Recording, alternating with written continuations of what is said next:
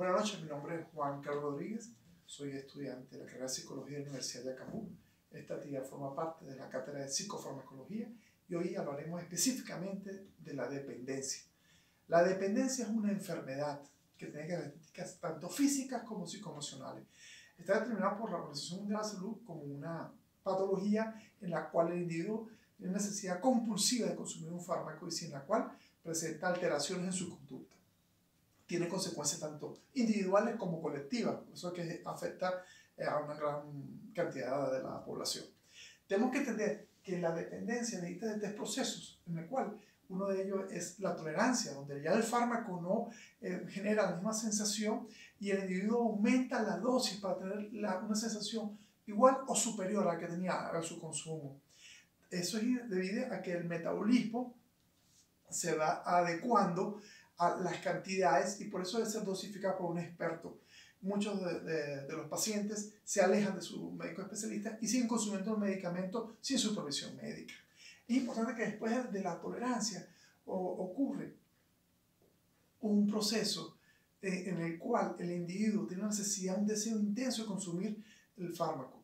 Esta necesidad, que es de índole físico-químico, se une al síndrome de abstinencia, que es cuando no puede adquirir por el medio convencional el medicamento, en el cual cambia completamente su comportamiento al no tener la sustancia. Ahí estamos hablando de una patología de dependencia, ya que ocurre la tolerancia, ocurre el deseo intenso, compulsivo, y tenemos también el síndrome de abstinencia al no consumir el fármaco.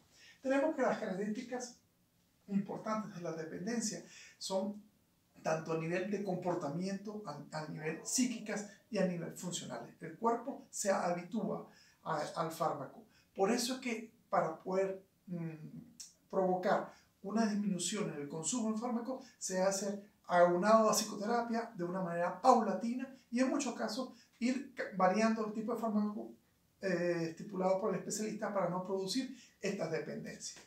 Las consecuencias, tienen consecuencias fisiológicas, neurológicas, conductuales y psíquicas. Fisiológicas porque altera los receptores de dopamina en el cerebro.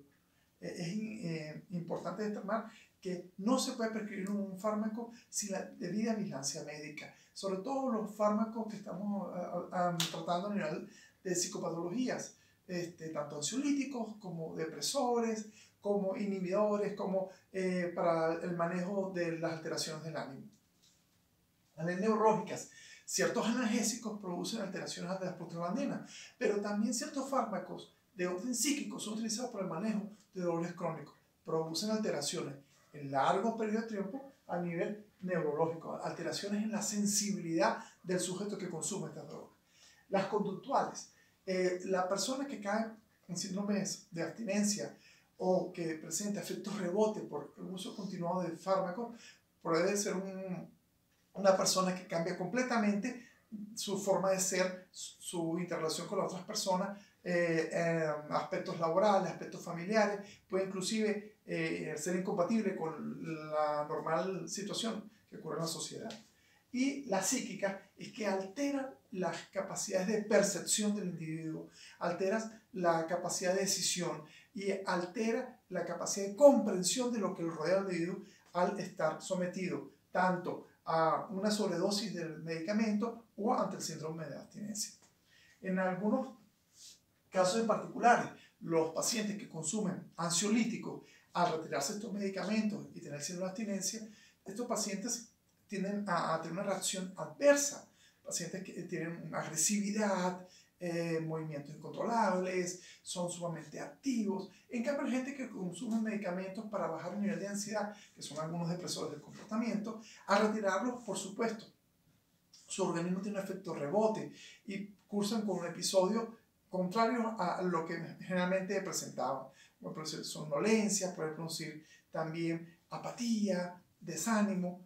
Hay efectos rebotes que dependen del tipo de fármaco que consumen, el tiempo que están consumiendo y, por supuesto, características propias del individuo. Todo fármaco tiene un beneficio físico, por eso es prescrito por un profesional. Todo fármaco tiene un nivel de toxicidad, por eso es que es manejado con ciertas pautas y con exámenes rutinarios laboratorios para que no cause más daño que el beneficio. todo fármaco tiene un nivel de interacción, ya sea con otros medicamentos o con alimentos. Por eso es que la vigilancia del paciente debe ser tan estricta. Y todo fármaco tiene un nivel de dependencia. Por eso es que se deben controlar tanto la posología como la amplitud del tratamiento al cual es sometido un paciente. Debemos entender que las dependencias dependen de valores importantes, como el tipo de fármaco, las características de la persona a nivel de personalidad, la situación puntual por la que esté atravesando esta persona, la comorbilidad de otras patologías que presenta la persona, las alteraciones neurosinápticas, estamos hablando de alteraciones que ya han producido por otros tratamientos anteriores, y la patología metabólica. Si pacientes consumen medicamentos, ya sea por alteraciones cardiovasculares o alteraciones de diabetes mellitus tipo 1, tipo 2, van a interactuar de manera diferente en los procesos de dependencia.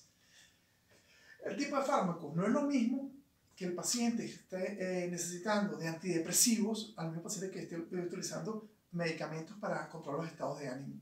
¿Okay? No es lo mismo pacientes que consuman barbitúricos, pacientes que consuman drogas basadas en el opio, opiáceos, van a reaccionar diferente a otros pacientes, dependiendo completamente del tipo de droga. Tenemos las características de la persona. Si una persona que sufre de ansiedad, si una persona que está diagnosticada con depresión severa, va a actuar diferente en los cuadros de crisis de ansiedad, si una de abstinencia, debido a que la interacción con el medicamento es completamente diferente. La situación puntual, si el paciente se encuentra cumpliendo la psicoterapia, la biografía del paciente, los antecedentes psicopatológicos de este paciente, la comorbilidad, si el paciente puede tener más de 2 trastornos psiquiátricos, puede presentar un cuadro más complejo al presentarse el síndrome de abstinencia, pudiendo variar desde con cambios conductuales y, por supuesto, con alteraciones físicas a nivel neurosináptico que condicionan que el proceso sea mucho más complejo y se requiera de un abordaje más delicado para lograr el tratamiento de la dependencia como tal. Muchos casos de dependencia tienen un mal pronóstico. Las patologías metabólicas, como lo comentamos, las alteraciones metabólicas a nivel de diabetes mellitus o alteraciones a nivel cardiovascular, interaccionan con los fármacos psicofarmacológicos porque estamos hablando de una farmacología más extensa que va a producir efectos a niveles conductuales, sobre todo en pacientes que tienen ansiedad y agresividad extrema, ya que producen mucho más exacerbamiento de la sintomatología al presentarse el síndrome de abstinencia, o también están dosificados de una manera incorrecta que pueden interactuar con los medicamentos neuropsíquicos. Es importante ver que la dependencia es una enfermedad que cursa con procesos a niveles sociales. El gran nivel de estrés y la necesidad de poder mantenerse con un nivel de bienestar es utilizado como un pretexto para consumir mayores cantidades de medicamentos donde caemos en la tolerancia, que es el primer eslabón de la cadena de la enfermedad. Es lo importante, la vigilancia y acompañamiento psicoterapéutico de todo paciente para evitar caer en la dependencia farmacológica. Muchísimas gracias.